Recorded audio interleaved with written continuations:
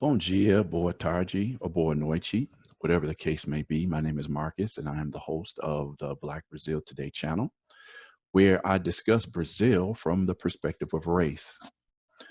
In my continuing coverage of Blackness in Brazil and the experiences of African descendants in Brazil, today I wanted to discuss the period of slavery in Brazil because African Americans as a whole, I think we know more, and we know more through the information that we get through documentaries and books about the history of slavery in the United States, where we're not really familiar with a lot of how slavery affected other African descendants in other parts of the Americas.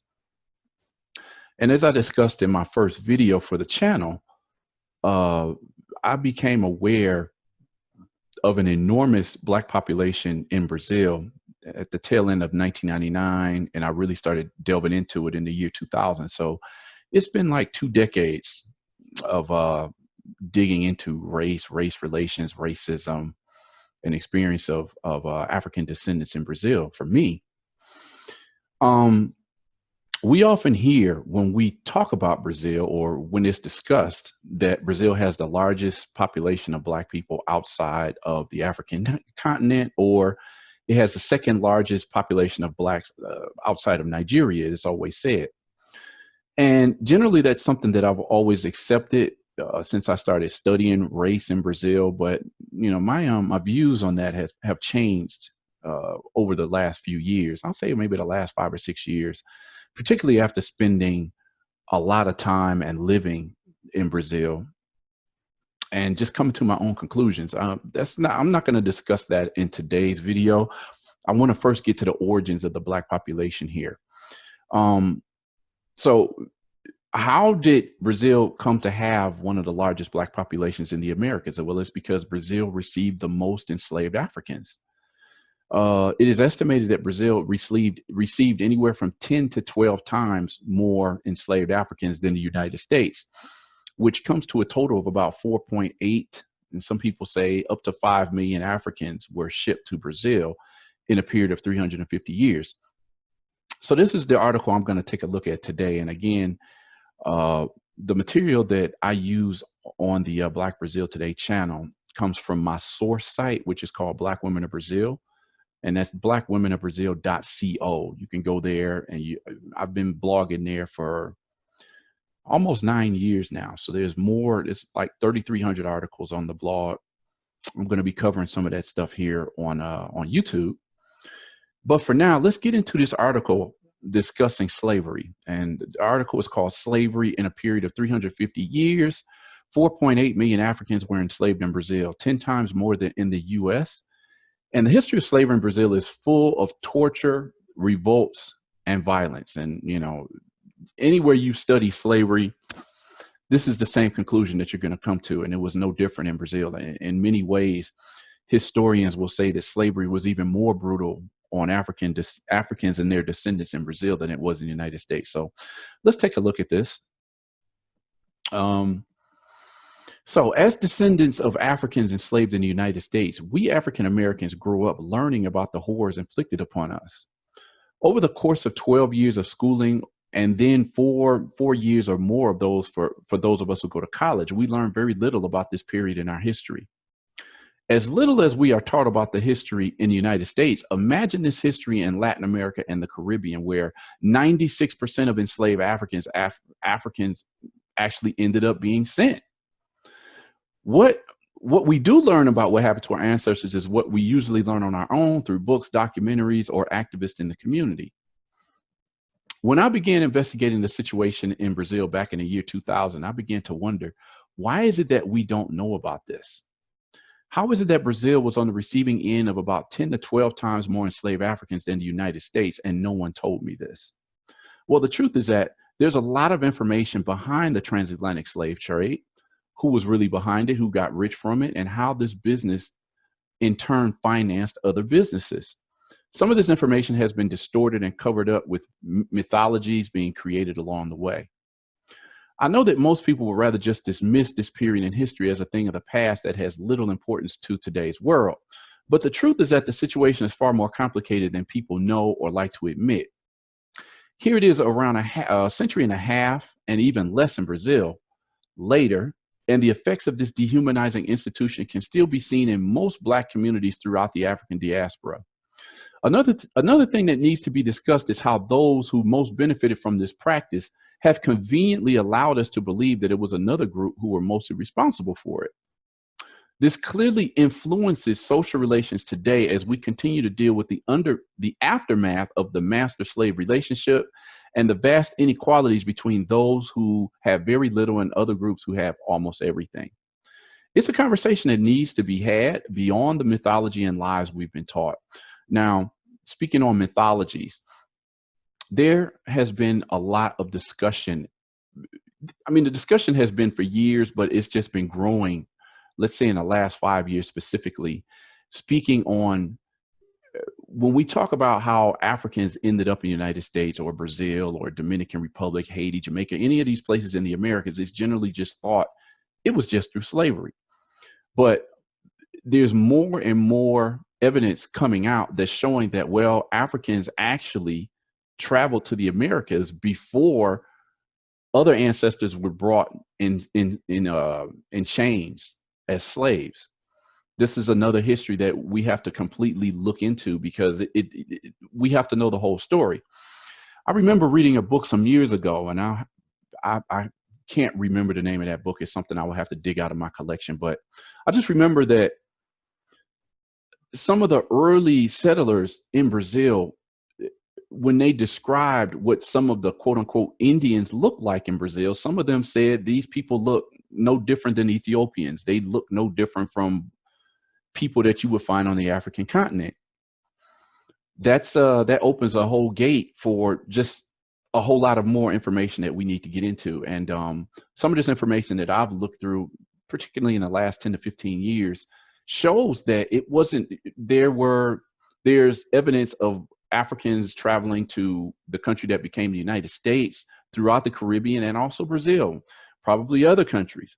But, you know, that's beyond the scope of this article today, but it's just something I wanted to put out there because it's part of our story. And this is another piece that needs to be told. But let's look at this piece by Daniel Neves. It's called Slavery in Brazil, which began around the 1530s when the Portuguese laid the groundwork for the colonization of Portuguese America to meet, more specifically, the Portuguese demand for labor to work in the fields. This process took place first with the enslavement of the indigenous people and throughout the 16th and 17th century. They were being replaced by the enslavement of Africans brought in through the slave trade. Slavery in Brazil, but not only here, proved to be a perverse and cruel institution. And its consequences are still felt today more than 132 years after the Lei Áurea, the Golden Law, abolished this practice in the country. The violence and discrimination that Blacks currently suffer are a direct reflection of a country that was built through the normalization of prejudice and violence towards this group. Nevertheless, it's always important to remember that in addition to Africans, the Indians were also enslaved by the millions by the Portuguese, and that their enslavement also perpetuated prejudices and violence against them. We know pretty much, you know, the history is pretty much similar to what we grew up learning about slavery in the United States. So how did it start? Slavery in Brazil has its starting point as the 1530s, a period in which the Portuguese began the colonization process. Until then, their action had been based on the exploitation of what's called pau Brasil, meaning Brazil wood. This is where the name of the country Brazil takes its name. Pau Brasil is a type of wood. And the work of the indigenous people was done through barter. Thus, the interested Indians cut down the trees, took them to the coast, and then were paid with objects offered by the Portuguese. In 1534, however, the Portuguese implemented the hereditary captaincy system in Portuguese America and began to encourage the development of sugar production devices. This was a more complex activity that required a large number of workers. As the Portuguese considered manual labor to be an inferior activity, the solution found was to enslave the only labor available at the time, the indigenous people. The Indians were the main labor source or labor force of the Portuguese until the middle of the 17th century, when in fact, African slaves began to become the majority of this type of worker in Brazil. The enslavement of the indigenous people, although cheaper, was in the view of the Portuguese troublesome, or let's say just trouble and problematic. Historian Stuart Schwartz states that the indigenous people were reluctant to carry out continuous work in the fields because, in their view, it was quote unquote a woman's job. In addition to the fact that the indigenous culture didn't have the concept of continuous work, another factor that made the enslavement of indigenous people complicated for many was the conflicts between colonizers and the Jesuits. This happened because the Jesuits were against the enslavement of the indigenous people because they saw them as a group to be catechized. Thus, colonists who enslaved indigenous people could suffer legal problems due to the actions of the Jesuits. The pressure carried out by the latter, so that the enslavement of the indigenous people was stopped, led to the Portuguese crown to decree the prohibition of this enslavement. Despite the law, the enslavement of indigenous people continued, especially in places where there were not a large number of African slaves, such as the states of Sao Paulo, Paraná, and Maranhão. The enslavement of indigenous people also encountered obstacles due to the high mortality rate of this group due to the Portuguese presence in America. This high mortality rate was due to biological issues, wars fought between the indigenous groups and motivated by the Portuguese, as well as wars against slavery itself and those who enslaved them, etc. The indigenous people were known by the Portuguese as negros da terra, meaning blacks of the land. Blacks of the land. That's curious. And the price of the indigenous slave in relation to the African was on average 3 times lower. In the 1570s, an Indian slave cost about 7 milreis, while an African slave had the general cost of 20 milreis. Finally, it is important to mention that despite the arrival of African slaves in Brazil around the 1550s, the Indians continued to be the main labor force in the sugar economy installed here until the middle of the 17th century. In the 1590s, for example, about 2/3 of slaves in Brazil were indigenous. It was the prosperity of the sugar economy that made some places such as Bahia and Pernambuco have a large number of African slaves. The enslavement of Africans. The first Africans began to arrive in Brazil around the 1550s, initially through the overseas traffic, also known as the tráfico negreiro, meaning slave trade.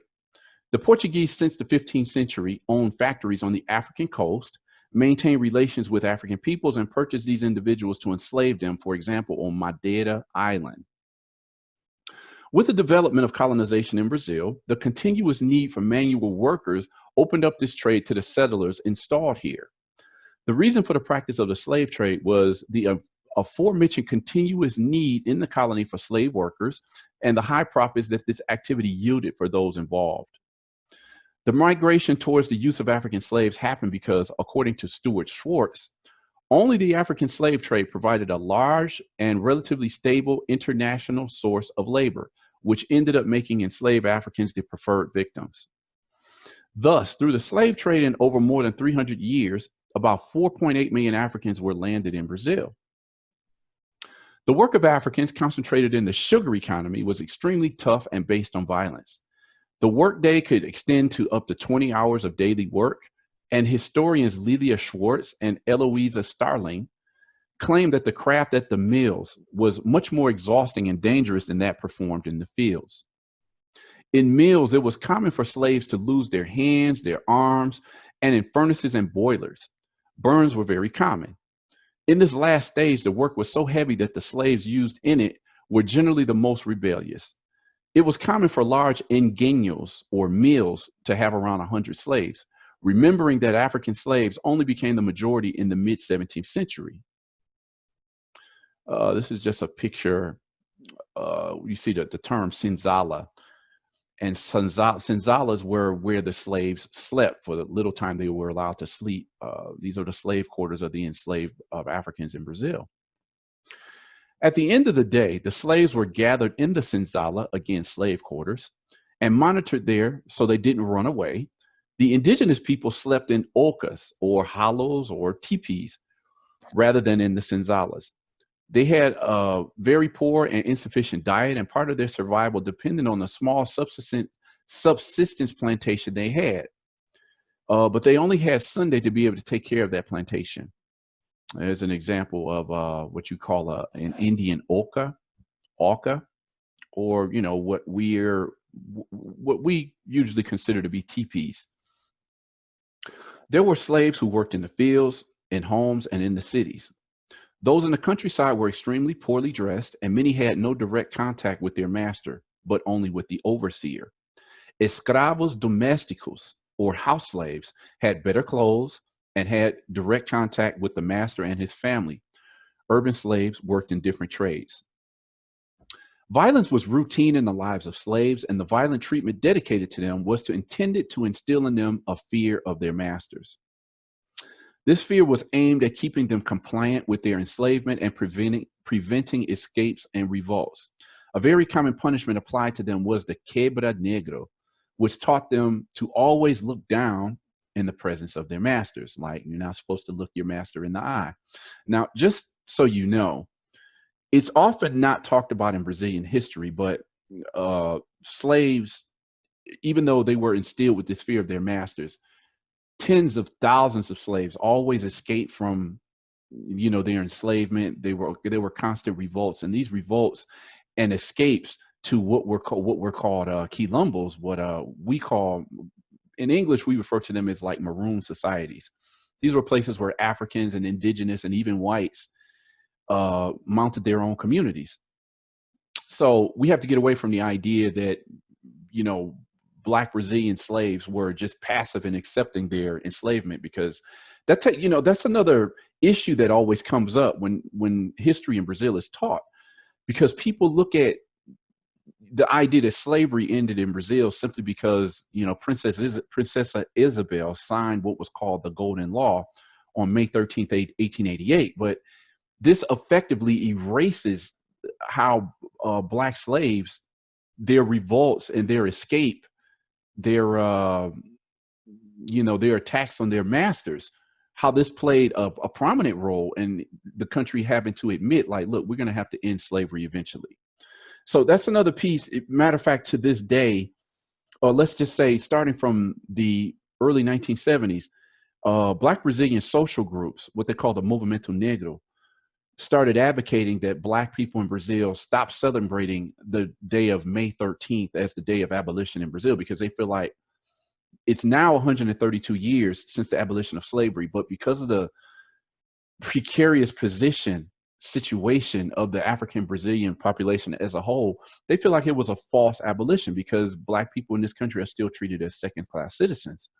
So they came up with the idea of celebrating November 20th as a day of celebration. It's the day of Black consciousness in Brazil.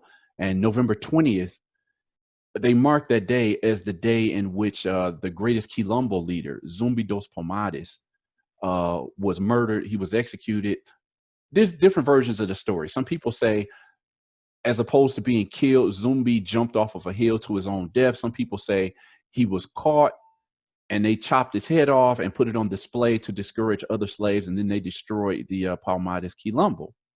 So, different versions of history. But today, Black Brazilians are more likely to celebrate November 20th, the day of Black consciousness, rather than May 13th. And there's been a whole controversy about that. I'll get into that in another date. If you look at this picture here, the picture on the left is from a recent carnival. I can't remember if it was 2018 or 2017, but one of the carnival groups, their theme for their parade that year was actually slavery. And the guy in this picture is using a replica of what's called a máscara de flandres, it's called, and other tools you see on the right that were used during Brazil's slavery era.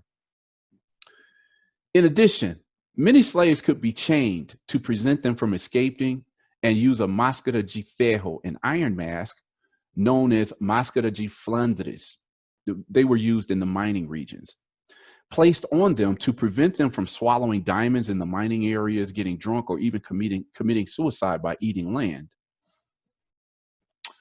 Rebels and runaway slaves could also be chained to the whipping post and whipped, some until their death. The violence suffered by the slaves was numerous, or, the violent incidents suffered by the slaves was numerous. And historian Kayla Grinberg lists the different forms of execution for which a slave could be condemned. He could be condemned by poisoning, the use of iron tools, he could be burned, he could be put on a noose, on a pillory, etc. For those of us who are familiar with there's a tourist area in Salvador Bahia, and Salvador Bahia is like considered the Black Rome. It's considered the place in Brazil that has the most depth to African culture. You go there, and the vast majority of the population is of African descent. And when we talk about the enslavement of Africans in Brazil and the torture that they went through, the whipping, if anybody who's ever been to Salvador Bahia is in the northeast of the country and is considered like the the place where Black culture is the strongest. The African culture was preserved in that part of the country, and it has the largest percentage of Black people in the country. There is just, when I first started visiting Brazil, it was for a lot of African Americans, Salvador is the place they want to go to first, because this is where you see just millions of Black people. This is where, when I first went to Salvador Bahia, it reminded me so much of when I would visit Georgia, where some of my family is from. And it's just a striking, almost mystical type place when you see the history of the city. There's an area in the downtown region of Salvador, and it's called the Pelourinho. The Pelourinho, actually, it means like a whipping post. This is an area where masters would take their slaves to publicly whip them. There's a lot of photos of this on the internet. I'll get into that at another time, but this is something that's very vibrant. The African culture, when it's probably the most vibrant place, when speaking of African culture, in the entire country. My first several trips to Brazil were actually to Bahia. Definitely, it's a place to visit. You should put it on one of those lists, one of those lists of places you have to visit, before you die. One of those places like the 50 places in the world you need to see before you die, something like that. Anyway, you see in this photo a depiction of a hanging of an African, an enslaved African. Over 300 years of slavery, African slaves carried out countless acts of resistance. Slaves, in turn, did not passively accept slavery and daily violence. The history of African enslavement in Brazil was marked by different forms of resistance that included disobedience, individual and collective escapes, revolts, and the formation of quilombos, as I said before, maroon societies. The end of slavery. Brazil ended up being the last country in the Americas to abolish slavery, and this happened through the Lei Áurea, meaning golden law, which was approved by the Senate and signed by the regent of Brazil, Princess Isabel. The end of slavery in the country, however, was not an act of benevolence by the monarchy, but a result of pressure and the engagement of the Brazilian population. The abolitionist movement gained strength in the society in the 1870s with the end of the Paraguayan War. But issues related to abolition have been debated, even if mildly, since Brazilian independence, although its starting point is the decree of the Eusébio de Queiroz law or decree, which banned the slave trade in 1850. Now, just to go back, this paragraph that I just said spoke about the end of the Paraguayan War. Now, the Paraguayan War is a battle that happened between 1864 and 1870. It's known as the War of the Triple Alliance, and it involved Paraguay, Argentina, the Empire of Brazil, and Uruguay. It was the deadliest and bloodiest interstate war in Latin America's history. But another thing that we have to recognize when talking about the Paraguayan War was its effects on the Black population. This is another article that I have on the blog. I always post, the links to these articles in the description box if you want to read the whole article, because it gets pretty in depth. In effect, the Paraguayan War, among other objectives, served to eliminate Blacks in what could be defined by this particular historian as a brutal process of Aryanization of the empire, in that the war reduced the 45% of Blacks in the total population of the empire in 1860 to 15% soon after the war. While the white population grew 1.7 times, the black population decreased by 60%.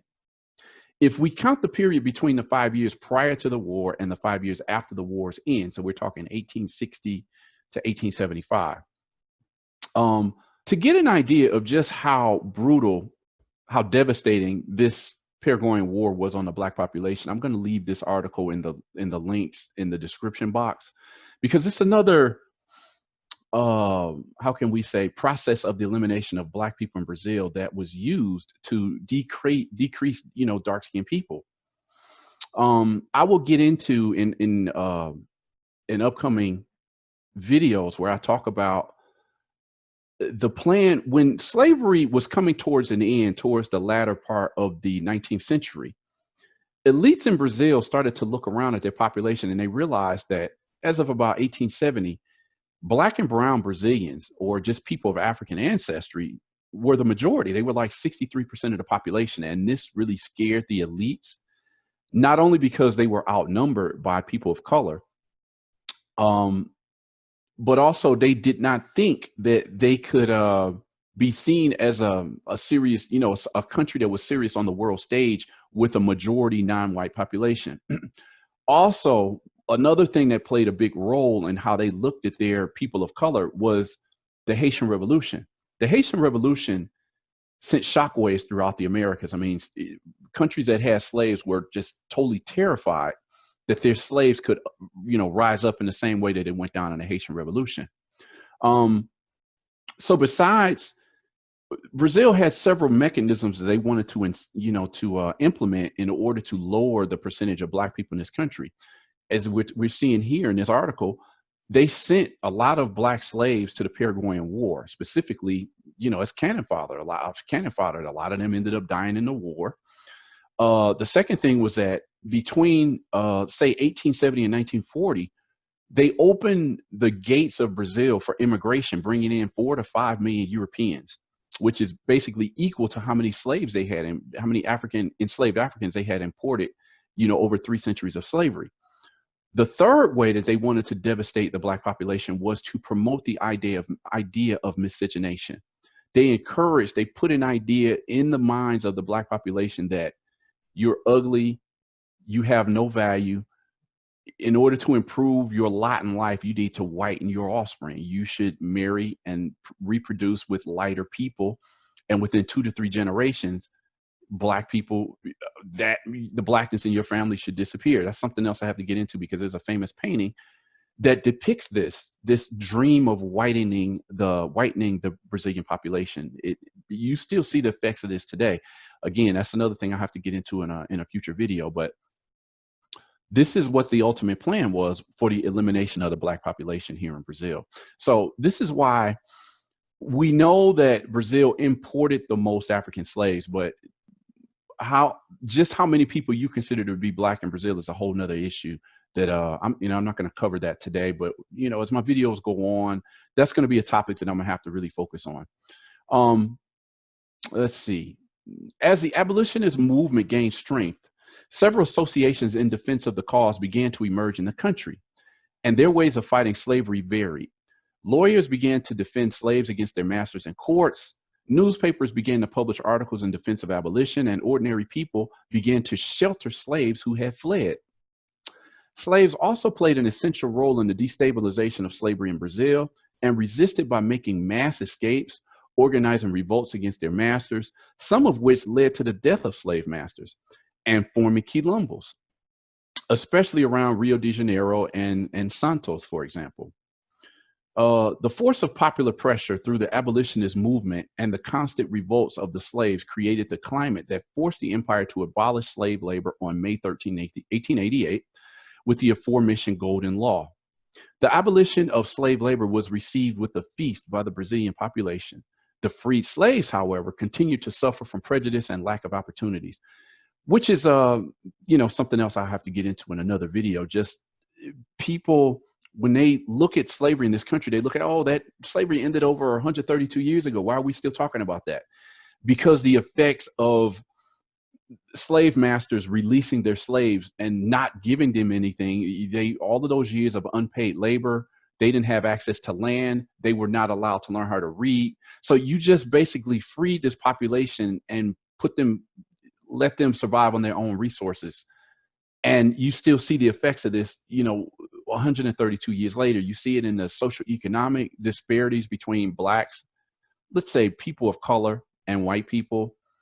And we see this, we see it in how the black population is looked upon as the undesirables.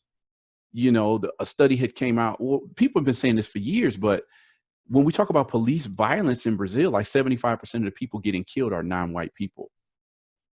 And this goes hand in hand with how black slaves were treated during slavery. Then you look at the overpopulation of the prison system in Brazil. So the mechanisms that we saw put in place during slavery, you still see it in Brazilian society today, in what you could call a racial hierarchy: the people that are considered to be of value and the people who are considered undesirables. So this is I'm going to wrap up this video here, but I needed to put this video out now, again, because the slavery period plays such an important part in understanding the Brazil that we know today. People like to just dismiss it, but you really can't. It's not really even taught fully in school. So this is an education that a lot of us need, because understanding just how slavery functioned in the United States is not sufficient. Because basically you go to every country throughout the Americas and you go to Colombia, you go to Venezuela, you go to Brazil, you go to Jamaica, and you see this same situation with African descendants throughout the Americas. And this is not something that just happened by coincidence. So this is the reason why I wanted some of the videos that I'm going to start off with. I feel like I need to post these just to give, like a framework for videos that's going to come later on. So with that, I'm going to just wrap this video up here. Again, I'm going to put the links to these videos in the description box if you want to read the full article, including this one and the one about the Paraguayan War, which was basically a mechanism for eliminating more black people in Brazil. And that article, the Paraguayan War, fought between Paraguay, Brazil, Argentina, and Uruguay, was South America's worst conflict. The war had an Aryanizing effect on Brazil, eliminating about 100,000 black slaves. So this is another article to look into if you want to read the whole article. Maybe I'll cover it sometime in the future. But for now, I'm going to sign off. Again, this is Marcus from the Black Brazil Today channel, where I talk about Brazil from the perspective of race.